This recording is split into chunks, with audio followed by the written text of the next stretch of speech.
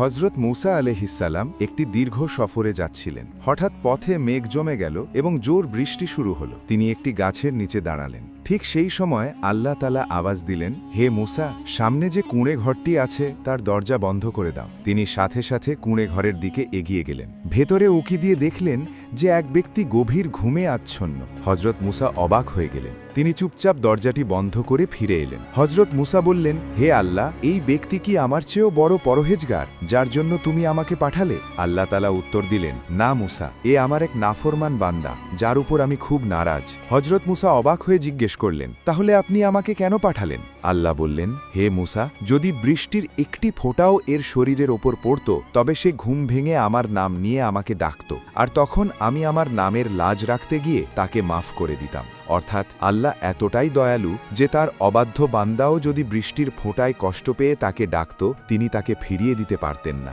হজরত মুসার চোখ ভিজে গেল। তিনি বললেন, হে আল্লাহ, নিঃসন্দেহে তুমিই সবচেয়ে বড় ক্ষমাশীল।